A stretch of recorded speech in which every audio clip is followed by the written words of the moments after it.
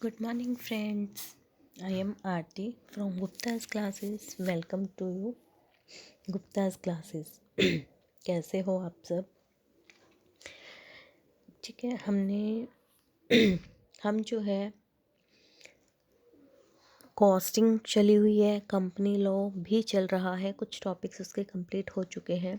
ठीक है, अब हम बीच में ही शुरू करते हैं बिजनेस स्टैटिस्टिक्स, क्योंकि आपका जो बिहार एस्टेट का एग्ज़ाम आ रहा है, सीईटी का एग्ज़ाम है, DSSS का एग्ज़ाम है, उन सभी में बिजनेस स्टैटिस्टिक्स भी आ रही है. ठीक है, और ये आपका यूपी टीजीटी पीजीटी में भी बहुत इम्पोर्टेंट रोल प्ले करेगा. ठीक है, और आप प्लीज़ सभी वीडियोस देखिएगा, शेयर कीजिएगा और सब्सक्राइब कीजिएगा चैनल को. ठीक है, हम बहुत कोशिश कर रहे हैं कि आपको कंटेंट अवेलेबल कराया जाए. ठीक है, और ऑथेंटिक, जैसे कि जो आपको हेल्पफुल हो. ठीक है, चलिए आज हम शुरू करेंगे बिजनेस स्टैटिस्टिक्स. ओके, जो बिजनेस स्टैटिस्टिक्स है, सबसे पहले जो स्टैटिस्टिक्स वर्ड है आपके पास, दिस वन इज, ठीक है, वेट,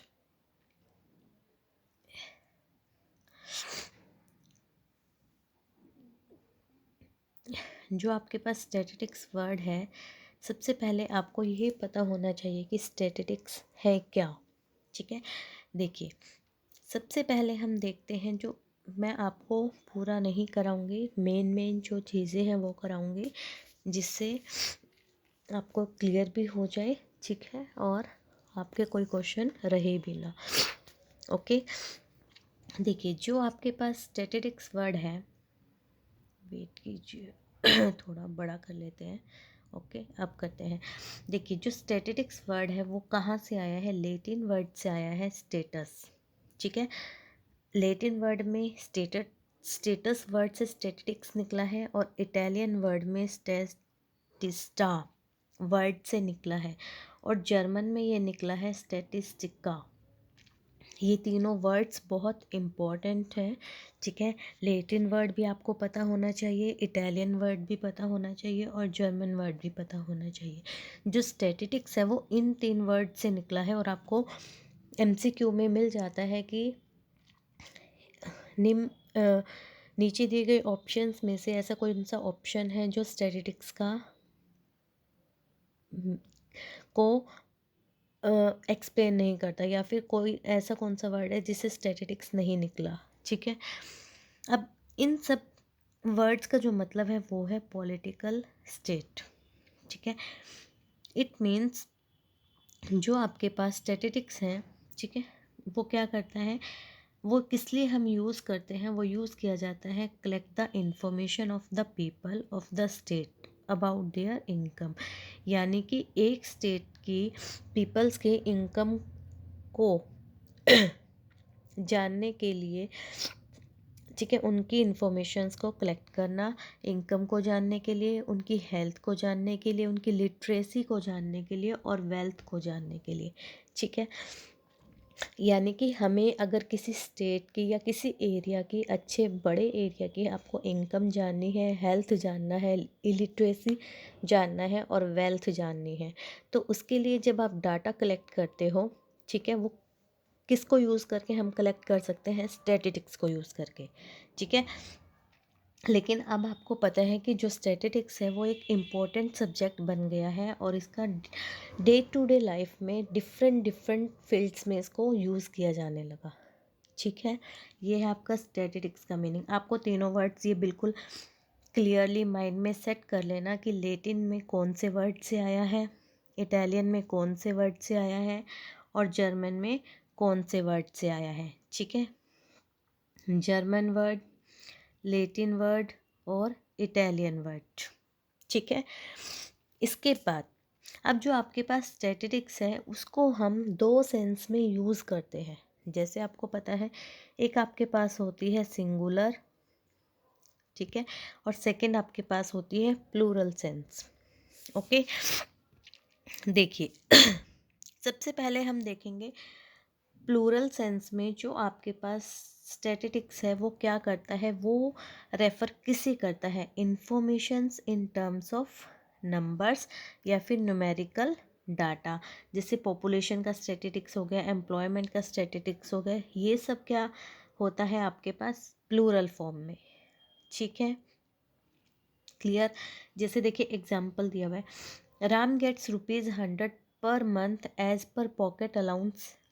ये एक सेंटेंस गिवन है, लेकिन ये स्टैटिस्टिक्स नहीं है, क्योंकि इससे हम कुछ भी फाइंड आउट नहीं कर पा रहे हैं। एक सिंगल पर्सन का डाटा दिया हुआ है जो ये बता रहा है कि उसको पर मंथ इतना पॉकेट अलाउंस मिलता है, ना तो आप ये एग्रीगेट है ना कोई एवरेज है। ठीक है, इसलिए ये जो सेंटेंस गिवन है ये स्टैटिस्टिक्स नहीं है। ठीक है, it is not a statistics. अगर अब मैं ये बोलूँ कि average allowance of student of 12th class के स्टूडेंट्स का एवरेज अलाउंस आपको 100 दिया हुआ है और उस क्लास में 200 स्टूडेंट्स हैं। ठीक है, तो ये क्या होगी, ये आपके पास हो जाएगी स्टैटिस्टिक्स। ठीक है, 200 स्टूडेंट्स का 100 है और 11th क्लास के स्टूडेंट्स का 80 है, तो दोनों जो डाटा आपके पास हो जाएगा वो क्या हो जाएगी, स्टैटिस्टिक्स, क्योंकि वहाँ से आप एक इन्फॉर्मेशन, एक रिज़ल्ट निकाल पा रहे हो, एक एवरेज आपको पता लग रहा है कि हाँ इतने स्टूडेंट्स का जो एवरेज है वो आपके पास गिवन है। ठीक है, अब देखिए यहीं पे देखिए आपके पास अब दिया एक टेबल गिवन है। ठीक है, इस टेबल में ये बताया है कि किस डाटा को आप स्टैटिस्टिक्स नहीं मानेंगे और कौन से डाटा स्टैटिस्टिक्स है। ठीक है, जैसे आपको दिया अ काउ हैज़ 4 legs। एक सिंपल सेंटेंस है, इससे आप कोई भी एवरेज कोई भी रिजल्ट नहीं फाइंड आउट कर पा रहे हो, तो ये क्या होगा, ये स्टैटिस्टिक्स नहीं होगा। ओके, इसके बाद दिया हुआ है average height of 26 plus male people in India is 6 feet compare to 5 feet in Nepal. अब यहाँ से आपको क्या रिजल्ट मिल रहा है, एवरेज आप निकाल पा रहे हो और एवरेज आपको गिवन भी है। ठीक है, तो ये क्या है, ये स्टैटिस्टिक्स है। इसका मतलब ये है कि अगर आपको कोई सिंगल इन्फॉर्मेशन दी हुई है जो कोई ना तो एवरेज को आपको बता रही है ना जिस किसी से उससे आप कोई रिजल्ट निकाल पा रहे हो क्लियरली, ठीक है, तो वो स्टैटिस्टिक्स नहीं होगी। ठीक है, क्लियर। इसके बाद ये बहुत इम्पोर्टेंट स्टेटमेंट है कि सभी statistics, all statistics are data. क्यों, क्योंकि जो ये गिवन है ये क्या है, ये डाटा है। तो ठीक है, ये स्टैटिस्टिक्स है लेकिन इसके अंदर क्या इंक्लूड है, डाटा। इसका मतलब क्या है, जो भी स्टैटिस्टिक्स होगी वो डाटा ज़रूर होगी, बट जो डाटा है वो स्टैटिस्टिक्स नहीं होगी। But all datas are not statistics. जैसे यहाँ पर है, कहने को तो ये डाटा है बट क्या ये स्टैटिस्टिक्स है, no, it is only single data. ठीक है, ये स्टेटमेंट बहुत बार आती है। इसके नीचे दिया होता है true, false, neither true nor false, इस टाइप से गिवन होता है। ठीक है, क्लियर। इसके बाद देखिए बाउले ने एक डेफिनेशन दी है। बाउले जो है इसने डेफिनेशन क्या दिया है, statistics are numerical statement of facts. ठीक है, in any department of inquiry placed in relation to each other. Bowley क्या कहता है कि एक न्यूमेरिकल स्टेटमेंट ऑफ फैक्ट्स है जो इंक्वायरी प्लेस करती है relation to each other. Okay, ऐसे कनेक्ट करके पढ़ना। बाउले ने न्यूमेरिकल स्टेटमेंट बोला है स्टैटिस्टिक्स को, ठीक है, जो आपस में कनेक्ट होती है। इसके बाद है यूल एंड कैंडल ने क्या बोला है, by statistics we mean quantitative data. उसने क्या बोला था, उसने बोला था न्यूमेरिकल स्टेटमेंट, बाउले ने। ठीक है, लेकिन जो आपके पास कैंडल है उसने क्या बोला है कि ये एक क्या है, क्वांटिटेटिव डाटा है affected to marked extend by multiplicity of causes. Okay, दोनों डेफिनेशन बहुत इंपॉर्टेंट है, डायरेक्ट डेफिनेशन भी आ जाती है। कैंडल ने क्वांटिटेटिव डाटा बोला है और बाउले ने उसको क्या बोला था, numerical statement of facts. Is it clear? ऐसे आपस में जो आपका इकोनॉमिस्ट स्टैटिक्स के बारे में जिसने डेफिनेशन दिया है उसे और डेफिनेशन को कनेक्ट करोगे तो वो याद रहेगी, आप उसे नहीं भूलोगे, ठीक है, और आपको याद रखनी भी ज़रूरी है। Is it clear? इसके बाद आती है स्टैटिस्टिक्स की करैक्टरिस्टिक्स, लेकिन कौन सी फॉर्म की? प्लूरल फॉर्म की, क्योंकि अभी तक हमने प्लूरल सेंस पढ़ी है। ओके, फर्स्ट आता है एग्रीगेट ऑफ फैक्ट्स। अब आपको पता है कि अभी हमने पढ़ा था कि एक सिंगल नंबर, एक सिंगल डाटा जो होता है वो स्टैटिस्टिक्स नहीं होती, ठीक है। क्यों? क्योंकि उससे आप क्या कर सकते हो, ना तो कोई कंक्लूज़न निकाल सकते हो, ठीक है, ओके। जब हमें कंक्लूज़न निकालना है उसके लिए हमें एग्रीगेट नंबर ऑफ फैक्ट्स यानी कि कुछ फैक्ट्स की नीड है। सिंगल फैक्ट से आप कोई भी कंक्लूज़न नहीं निकाल सकते हो, ठीक है। तो इसमें क्या होगा, वही एग्रीगेट ऑफ फैक्ट्स, मतलब कंक्लूज़न निकालने के लिए हमें एग्रीगेट नंबर ऑफ फैक्ट्स की नीड होती है। एग्जांपल देखिए, अगर आपको कहा जाए कि 1000 स्टूडेंट्स इन आवर कॉलेज, तो इसकी कोई सिग्निफिकेंस नहीं है, क्योंकि ये क्लियर नहीं, इसी सिर्फ ये बता रहा है कि आपके कॉलेज में कितने स्टूडेंट्स हैं, ठीक है। लेकिन अगर हम ये बोलते हैं कि 300 स्टूडेंट्स इन आर्ट्स, ठीक है, और 400 स्टूडेंट्स आपके पास जो हैं वो किस में हैं, 400 स्टूडेंट्स जो हैं वो आपके पास किस में, 300 आर्ट्स में है, 400 कॉमर्स में है, 300 साइंस में है कॉलेज में आपके। तो अब यही वाला डाटा क्या है, ये एक स्टैटिस्टिक्स इन्फॉर्मेशन आपके पास स्टेट कर रहा है। इससे आप ये निकाल सकते हो कि एग्रीगेट कितने कितने स्टूडेंट्स जो हैं वो किस स्ट्रीम में आपके पास हैं, ठीक है, क्लियर। नेक्स्ट, सेकंड पॉइंट है न्यूमेरिकली एक्सप्रेस्ड।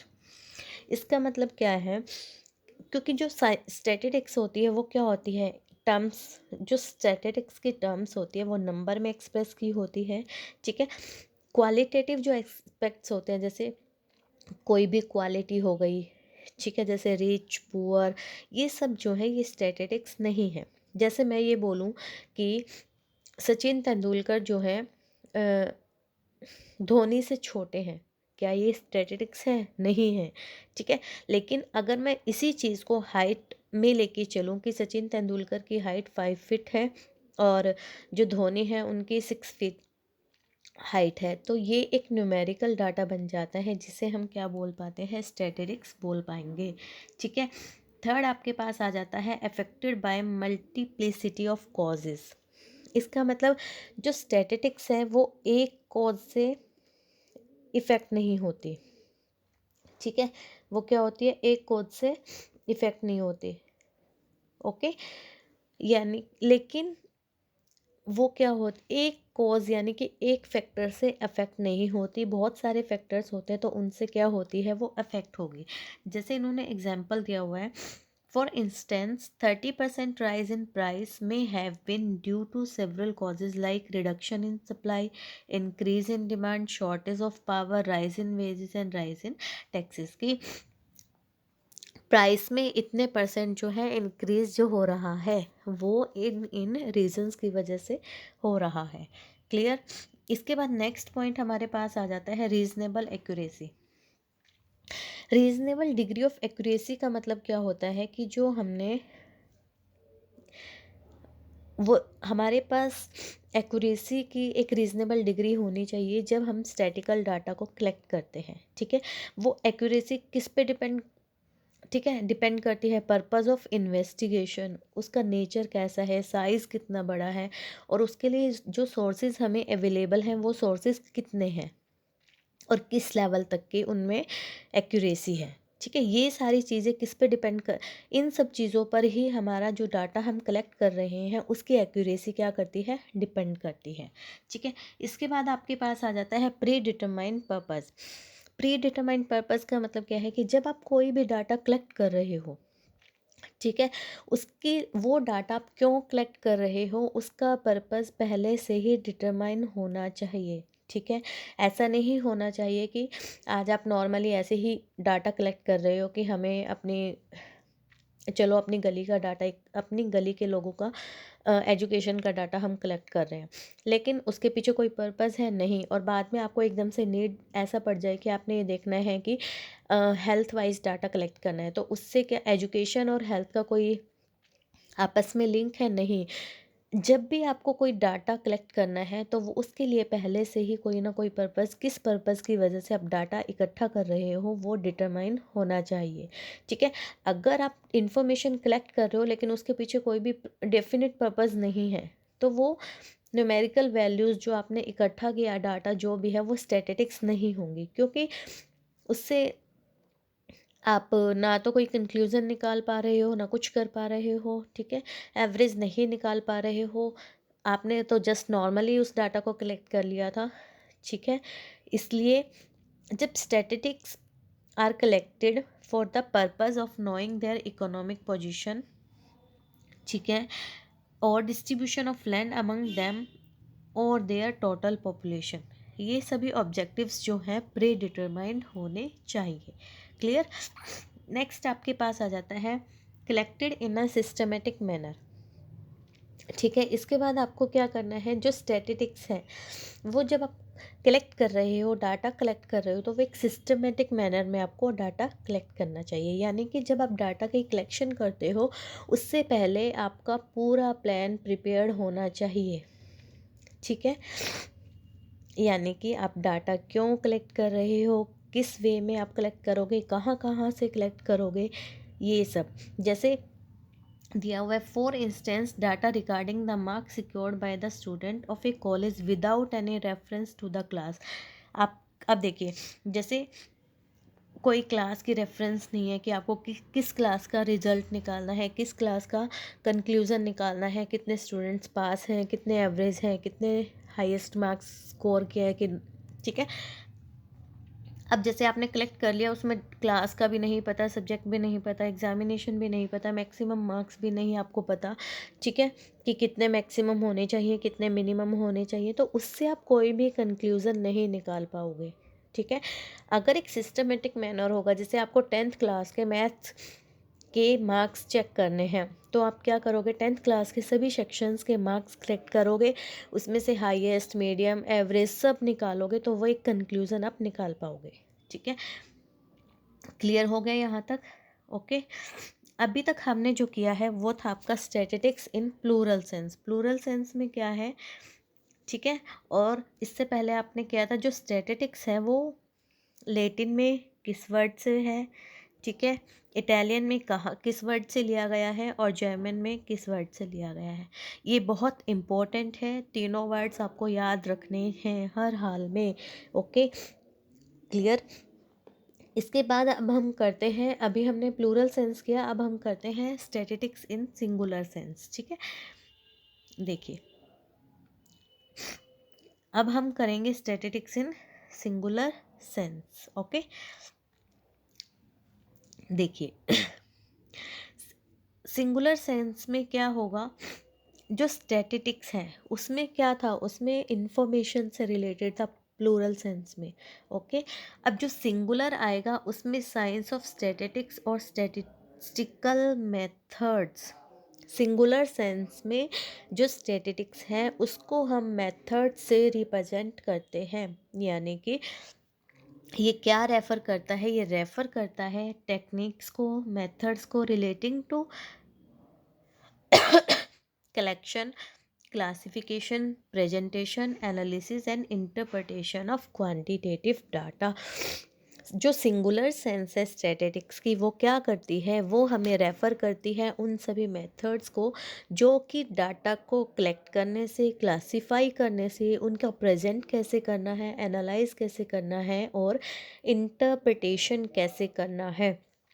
ठीक है। उन सभी मेथड्स को वो क्या करती है, रेफ़र करती है। सिंपल सिंगुलर सेंस किससे रिलेटेड हो गई, स्टैटिस्टिकल मेथड से रिलेट हो गई। ठीक है।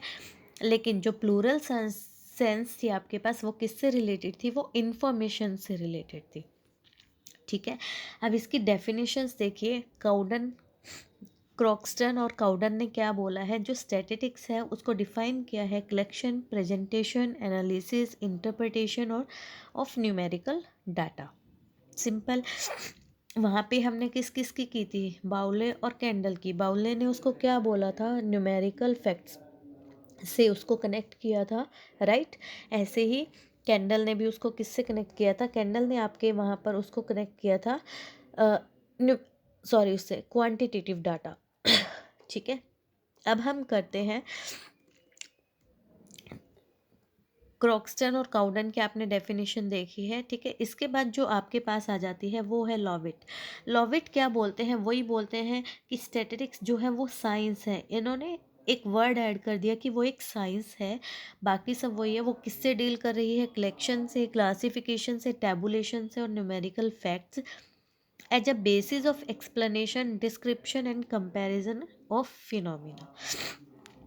ठीक है, ये दोनों क्या है, ये दोनों इसके डेफिनेशंस हैं कि जो स्टैटिस्टिक्स है उसको सिंगुलर फॉर्म में हम क्या लेते हैं। क्वेश्चन आता है यहाँ से कि सिंगुलर फॉर्म ऑफ स्टैटिस्टिक्स इनमें से क्या है, वहाँ पे इंफॉर्मेशन, डाटा, मेथड इन और टेक्निक्स, ये बहुत सी एंड डी ऐसे ऑप्शंस आपको मिलते हैं। ठीक है, तो जो सिंगुलर सेंस है वो क्या रेफ़र करती है, वो उन सभी मेथड्स और टेक्निक्स को रेफ़र करती है जिससे आप डाटा कलेक्ट करते हो, उसको प्रेजेंट करते हो, एनालाइज करते हो।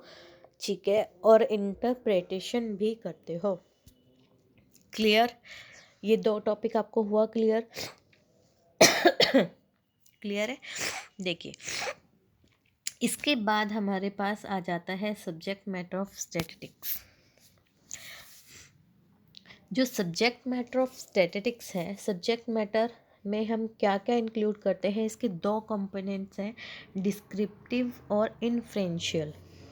ठीक है, डिस्क्रिप्टिव, डिस्क्रिप्टिव का मतलब क्या हो गया, डिस्क्रिप्टिव में आप उन सभी मेथड्स को लेते हो जो आप यूज़ करते हो किसके लिए, डाटा को कलेक्ट करने के लिए, प्रेजेंट करने के लिए और एज वेल एज उनको एनालाइज करने के लिए, राइट।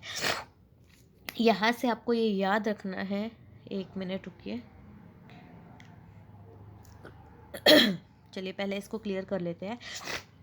डिस्क्रिप्टिव में क्या आ गया, वो सभी मेथड्स आ गए जो आप यूज़ कर रहे हो कलेक्ट करने के लिए, प्रेजेंट करने के लिए, as well as analyse of data, analysis of data. अब वो मेथड्स किससे रिलेटेड है, सिंपल, उसमें क्या क्या आएगा। अब आपके पास देखिए, एक हो गई डिस्क्रिप्टिव स्टैटिस्टिक्स, एक हो जाएगी इन्फ्रेंशियल स्टैटिस्टिक्स। ठीक है, डिस्क्रिप्टिव में आपके पास देखिए क्या आ गया, सेंट्रल टेंडेंसी, जिसमें आपके पास मेन, मीडियन, मोड ये सब कुछ आ जाएगा। ठीक है, मेजर ऑफ डिस्पर्शन, जिसमें आपके पास स्क्यूनेस और जिसमें आपके पास स्टैंडर्ड डेविएशन वगैरह ये सब आ जाएगा। फिर मेजरमेंट ऑफ कोरिलेशन, ये आपके पास किस में आया, डिस्क्रिप्टिव स्टैटिस्टिक्स में।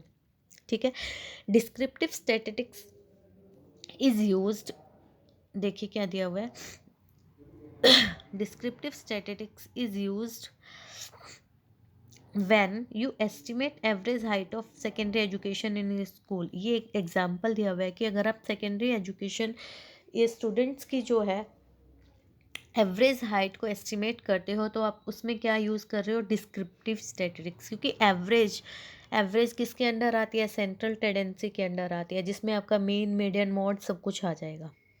Okay, descriptive statistics is also used when you find the marks in science and maths of the students in all classes। जब आप सभी क्लासेस के भी यूज़ कर रहे हो डाटा को, साइंस और मैथ्स के मार्क्स लेकर। Okay, sorry. इसके बाद सेकंड आपके पास आ जाती है इन्फ्रेंशियल स्टैटिस्टिक्स। ठीक है, अब ये रेफर क्या करती है, ये उन मेथड्स को रेफर कर रही है जिससे आप कंक्लूज़न निकालते हो, किसके लिए, रिलेटेड टू द यूनिवर्स और population on the basis of given sample. यानी कि जो आपको सैंपल्स गिवन है उनके बेस पर कोई कंक्लूज़न निकालते हो यूनिवर्स से रिलेटेड या फिर पॉपुलेशन से रिलेटेड। जैसे एग्जांपल दिया हुआ है, if your class teacher estimate average weight of the entire class on the basis of average weight of only a sample of the students of the class, we use inferential statistics। इसका मतलब क्या है? इसका मतलब ये है कि अगर आपकी क्लास में मान लो 150 स्टूडेंट्स हैं, तो हम सभी स्टूडेंट्स की एवरेज वेट कैसे निकालेंगे? एक सैंपल के बेस पे, यानी कि हम सभी स्टूडेंट्स का वेट नहीं लेंगे इसमें, ठीक है। इसमें हम क्या करेंगे, इसमें से उन स्टूडेंट्स को सिलेक्ट कर लेंगे एज अ सैंपल, यानी कि जैसे 50 या 70 स्टूडेंट्स को आपने सेलेक्ट कर लिया, ठीक है, एज ए सैम्पल। तो आप इन 70 स्टूडेंट्स के वेट को क्या करोगे, एवरेज निकालोगे। वही क्या होगा, वही इस पूरे यूनिवर्स का क्या होगा, एवरेज वेट होगा, ठीक है। क्लियर? दो सब्जेक्ट मैटर है, डिस्क्रिप्टिव और इन्फेरेंशियल। डिस्क्रिप्टिव से आपको पता लग रहा है कि पूरा डिस्क्रिप्शन, पूरा एकदम से डीप में, यानी कि अगर आपको 150 का वेट निकालना है तो आप सभी 150 स्टूडेंट्स का वेट क्या करोगे, टोटल लेके चलोगे, टोटल करोगे उनका, ओके। लेकिन अगर इन्फरेंशियल में हम कर रहे हैं तो वहाँ पर क्या होगा, इसमें से एक सैंपल सेलेक्ट कर लेंगे हम, जो पूरे यूनिवर्स को क्या करेगा, रिप्रेजेंट करेगा, और उनका वेट, टोटल वेट लेकर उनका उनका एवरेज वेट हम फाइंड आउट करेंगे। वही आपके पास क्या हो जाएगा, पूरी पॉपुलेशन का एवरेज वेट हो जाएगा। Is it clear? नेक्स्ट, इसके बाद हमारे पास आ जाती है इम्पोर्टेंट टर्मिनोलॉजी इन स्टैटिस्टिक्स, ठीक है। कुछ टर्मिनोलॉजी है स्टैटिस्टिक्स में जो हम बार बार यूज़ करते हैं, ठीक है, वो क्या है, ठीक है। फर्स्ट आपके पास आ जाती है पॉपुलेशन, ठीक है। फर्स्ट आपके पास क्या आ जाती है, पॉपुलेशन। अब देखिए, पॉपुलेशन का मतलब क्या है, पॉपुलेशन को हम कैसे डिफाइन कर सकते हैं, इसको डिफाइन करते हैं सेट और group of all objects for a particular study, यानी कि जिसकी हमें स्टडी करनी है उसके सभी ऑब्जेक्ट्स का ग्रुप या सेट, ठीक है। ऑब्जेक्ट्स में क्या क्या आ सकता है आपके पास, पर्सन भी हो सकते हैं, प्लांट्स भी आ सकते हैं, बुक्स भी, fishes in ponds, shops etcetera, यानी कि जिसकी आपको स्टडी करनी है वो सभी मिलकर, यानी कि चाहे वो, अगर आपको पर्सन की स्टडी करनी है तो सभी पर्सन्स मिलके क्या बनाएंगे, पॉपुलेशन बनाएंगे।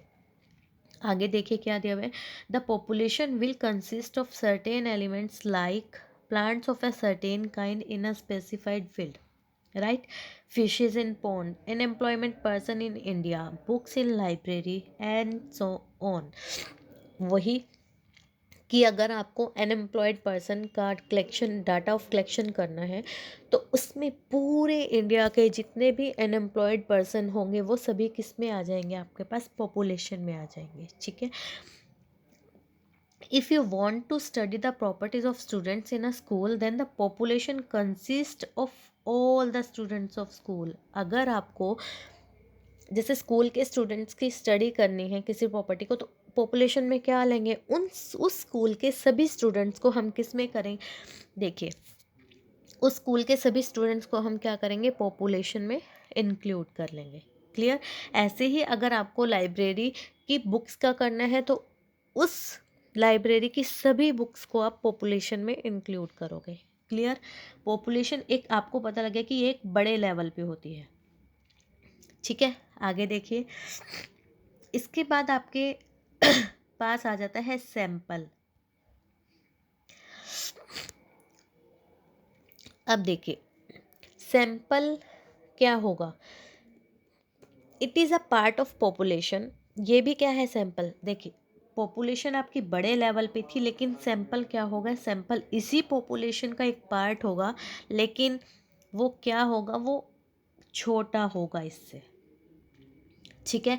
इसका मतलब सैम्पलिंग प्रोसीजर हम यूज़ करके पॉपुलेशन के एक पार्ट को क्या करते हैं, सिलेक्ट करते हैं, जिसे हम क्या बोलेंगे, सैंपल बोलेंगे, ठीक है। और जिस जिस प्रोसेस से हम ये करेंगे उस प्रोसेस को हम क्या बोलेंगे, सैम्पलिंग। ठीक है।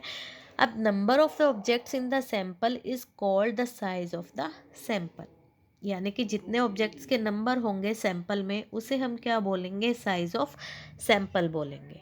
ठीक है। अब ये माना जाता है, ये हमारा विश्वास होता है कि जो सैंपल है वो बेस्ट रिप्रेजेंटेटिव ऑफ पॉपुलेशन, जो हम सैंपल ले रहे हैं वो पूरी पॉपुलेशन को क्या करेगा, रिप्रेजेंट करेगा, इस पूरी पॉपुलेशन को। ठीक है, क्लियर। अब वही है, एक एग्जांपल मैं आपको देती हूँ। जैसे suppose a research worker is required to study the weight, देखिए ये दिया हुआ एग्जांपल, यही वाला करेंगे हम। ये दिया हुआ है कि एक रिसर्च वर्कर जो है उसे करना है weight of fishes in a pond. ठीक है, period of growth, particular period of growth में वेट ऑफ फिशेस उसको करना है कि कितना होगा। तो हम इसके लिए, अब देखिए हम मान लेते हैं कि उस पूरे पॉन्ड में 3000 फिशेस है। क्या आपके लिए पॉसिबल है कि आप 3000 फिशेस को सबका वेट करोगे फिर आप एवरेज वेट फाइंड आउट करोगे? ठीक है, नहीं। तो हम क्या करेंगे, 3000 में से एक स्मॉल ग्रुप सेलेक्ट कर लेंगे जिसे हम बोलेंगे सैंपल। ठीक है। और जैसे 3000 है, उनमें से हमने मान लो 1700 या कुछ भी हमने सेलेक्ट कर लिया। ठीक है, और उनका वेट हम मेज़र करेंगे। The first approach of measuring the weight of fishes is called complete enumeration और सेंसस। ठीक है, उसके बाद जब स्मॉल ग्रुप था उसको हम बोलेंगे सैंपल सर्वे। ठीक है, और जो in brief we can say that in complete enumeration information is collected on all the units of the universe। and देखिए, जो complete enumeration था उसमें तो हम सभी फिशेस का करेंगे, लेकिन जो सैंपल सर्वे है उसमें सिर्फ हम क्या करेंगे, only a part of universe is considered, सिर्फ उस यूनिवर्स का। जैसे जैसे देखिए यहाँ पे ये पूरा यूनिवर्स है।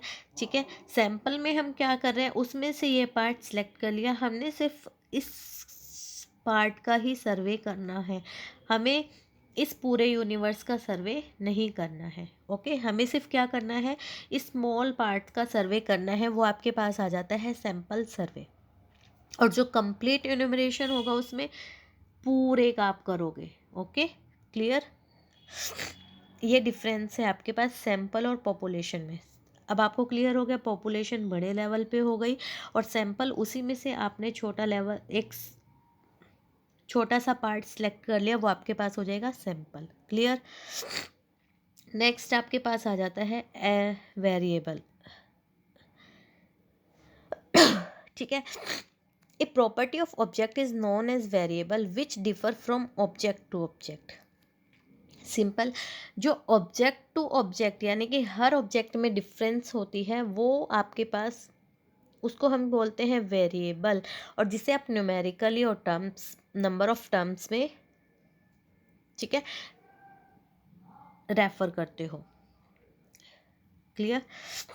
जैसे इन marks, the marks in mathematics of the student in a class can be expressed in terms of marks obtained by students, so it is variable property which is expressible quantitatively. वही कि marks सबके क्या होंगे, differ होंगे, लेकिन वो सब किस में होंगे, न्यूमेरिकल फॉर्म में होंगे। क्लियर। इसके बाद आपके पास आता है एट्रीब्यूट्स। एट्रीब्यूट्स क्या होते हैं हमारे पास, एट्रीब्यूट्स होती है कैरेक्टरिस्टिक्स या फिर प्रॉपर्टीज ऑफ ऑब्जेक्ट, कि जिसको आप कौन, मतलब कि ऑब्जेक्ट्स की किस करेक्टरिस्टिक्स को लेके आप डाटा कलेक्ट कर रहे हो।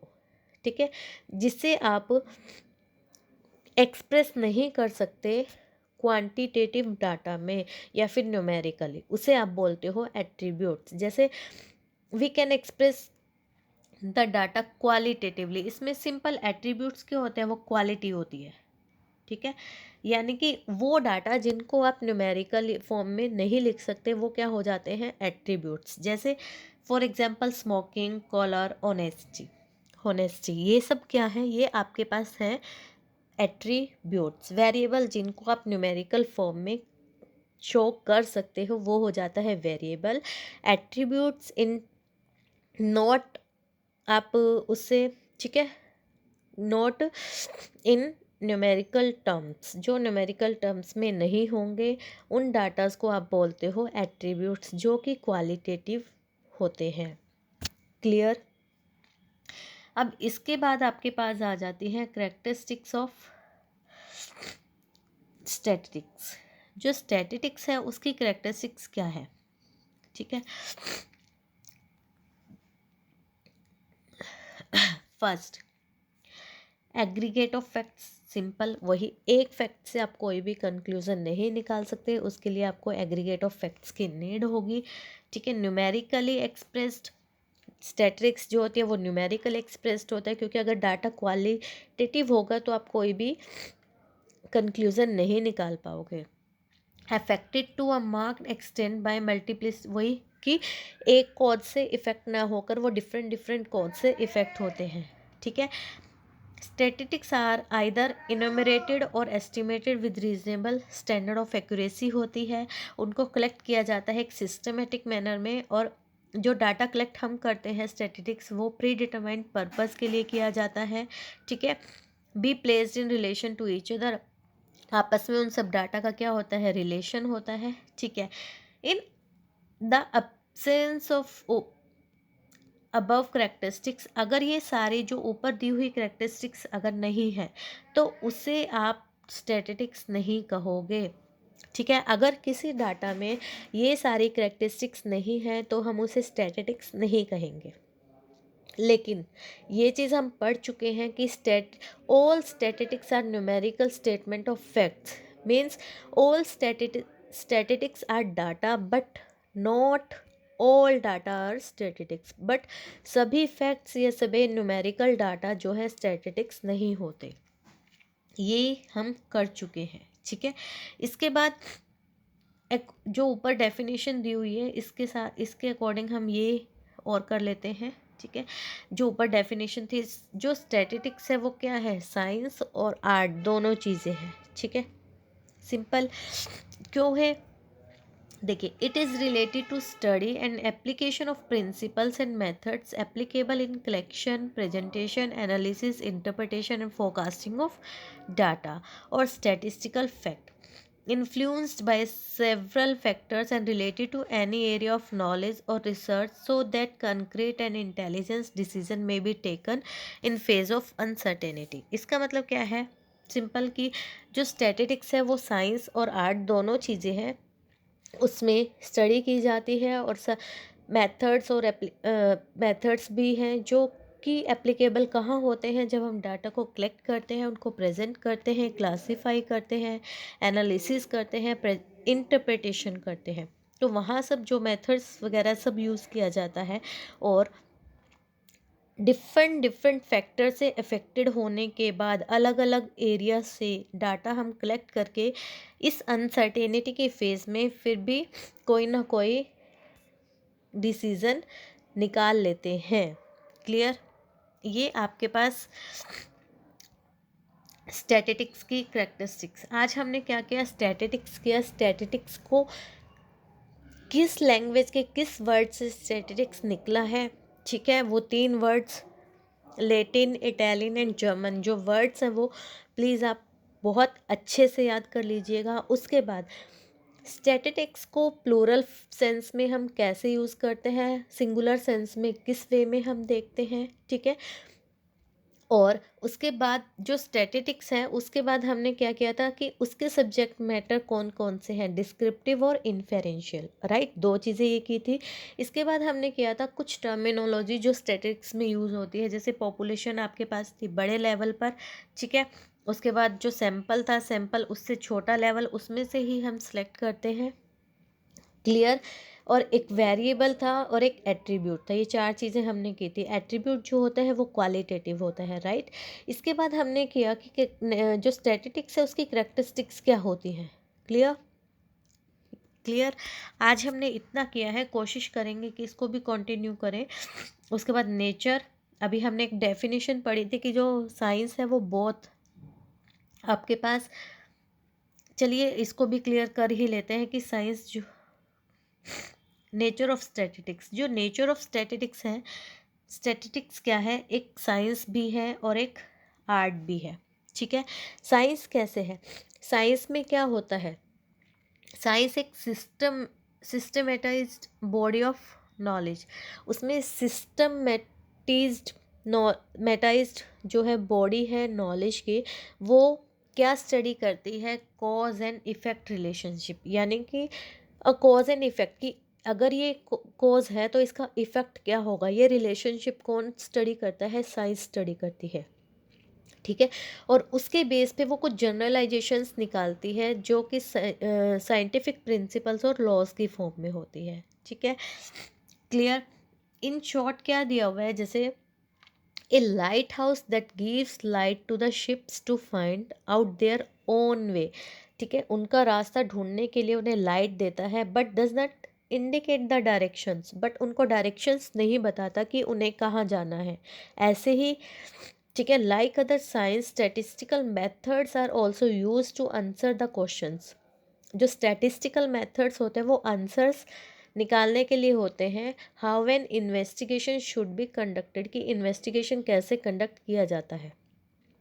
ठीक है, किस वे में वैलिड होगा, रिलायबल होगा, कंक्लूजन निकालते हैं। ठीक है, इसीलिए उसको क्या बोला जाता है, जो स्टैटिस्टिक्स होती है उसको साइंस ऑफ साइंटिफिक मेथड्स हम कहते हैं। ठीक है, लेकिन जो क्रॉक्सटन और काउडन है उन्होंने क्या बोला है कि जो स्टैटिस्टिक्स है इज नॉट अ साइंस, वो क्या है, इट इज़ साइंटिफिक मेथड्स, वो साइंटिफिक मेथड्स है। ठीक है, और अकॉर्डिंग टू टिपेट ने क्या बोला है कि ए science statistical method is a part of journal scientific method, वो पार्ट है जर्नल साइंटिफिक मेथड, और किसके ऊपर बेस है, कुछ फंडामेंटल आइडियाज़ और प्रोसेसेस के ऊपर वो बेस्ड है। क्लियर, ये तो उनके बारे में है जो साइंस के बारे में बोल रहे थे। अब आपके पास आ जाती है स्टैटिस्टिक्स इज़ एन आर्ट। जो स्टैटिस्टिक्स है वो एज एन आर्ट, वो एज आर्ट्स कैसे है। ठीक है, हमें पता है कि जो अभी हमने पढ़ा है कि जो स्टैटिस्टिक्स है वो एक साइंस है। ठीक है, और उसमें सिस्टमेटिक सारी नॉलेज होती है। ठीक है, कि knowledge is to be used for solving a, देखिए उसमें तो हमें नॉलेज होती है, बट उस नॉलेज को अप्लाई कैसे करना है वो कौन सिखाता है, आर्ट सिखाता है। ठीक है, तो दिया हुआ है देखिए, an art is an applied knowledge. Art जो है एक अप्लाइड नॉलेज है, ये क्या रेफ़र करती है, उन स्किल्स को रेफ़र करती है कि हमें फैक्ट्स को कैसे हैंडल करना है। ठीक है, अपने ऑब्जेक्टिव्स को अचीव करने के लिए। क्लियर, देखिए आगे क्या है, it is concern with ways and means of presenting and handling data. ठीक है,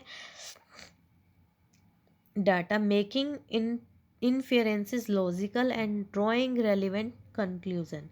ठीक है, अब देखिए जो आर्ट एस्पेक्ट है वो क्या बताता है, how to use statical rules, कि हमें रूल्स को कैसे यूज़ करना है, principle to study the problem and finding their solution, और उनका सॉल्यूशन कैसे निकालना है। क्लियर, तो यहाँ से क्या पता लग रहा है कि जो स्टैटिस्टिक्स है वो एक आर्ट भी है। तो हम क्या कह सकते हैं, statistics is both science and art. ठीक है, अब हमने साइंस का एस्पेक्ट भी पढ़ लिया कि साइंस किसे बोलते हैं और साइंस क्यों है, आर्ट का भी पढ़ लिया। तो हम सिर्फ, it is use not only to gain knowledge but also to understand the facts and draw important conclusion from it. तो वही दिया हुआ है कि इट इज़ यूज सिर्फ नॉलेज गेन करने के लिए नहीं है, ये अंडरस्टैंड भी करता है और उनसे कंक्लूजन भी निकालता है। ठीक है, इफ़ साइंस अगर नॉलेज है तो आर्ट क्या है, एक्शन है। ठीक है, जब तक आप एक्शन नहीं करोगे तब तक आप कंक्लूजन नहीं निकाल पाओगे। तो इसका मतलब जो स्टैटिस्टिक्स हुआ वो क्या है, साइंस इन आर्ट वो दोनों है। ठीक है, वो क्या इन्वॉल्व करता है, application of the given methods, उससे रिजल्ट्स निकालना, और finally to use them for devising action. ठीक है, इसका मतलब जो स्टैटिस्टिक्स है हमारे पास वो क्या है, both science as well as art. Clear? आज के लिए इतना ही। ठीक है, कल हम क्या करेंगे, कल हम देखते हैं स्टेजेस करेंगे कि स्टैटिस्टिकल इन्वेस्टिगेशन में कितनी स्टेजेस होती हैं आपके पास। ठीक है, स्कोप ऑफ स्टैटिस्टिक्स कर लेंगे। ठीक है, उसके बाद क्लासिफिकेशन ऑफ स्टैटिस्टिक्स भी हम करेंगे कल। ठीक है, और इम्पोर्टेंस ऑफ स्टैटिस्टिक्स कोशिश करेंगे कितना कंप्लीट हो जाए। क्लियर? इसके बाद हम धीरे धीरे इसका प्रैक्टिकल पोर्शन भी आता जाएगा, वो भी सब करेंगे। ओके, पहले हम सारा कलेक्शन, क्लासिफिकेशन और एनालिसिस, इंटरप्रिटेशन, ये सब पार्ट्स करेंगे कि कलेक्शन डाटा कितने टाइप्स का होता है, कलेक्शन कैसे कैसे आप कर सकते हो। ठीक है, उसको क्लासीफाई कैसे कैसे कर सकते हो, ये सब कुछ करेंगे हम। ठीक है, ओके। अगर आपको ये वीडियो अच्छा लगा है तो प्लीज़ शेयर कीजिए, लाइक कीजिए और सब्सक्राइब कीजिए और अपना सपोर्ट हमें दीजिए ताकि हम आपको और भी बहुत अच्छा content free of cost provide करा सकें। Okay, thank you, have a nice day.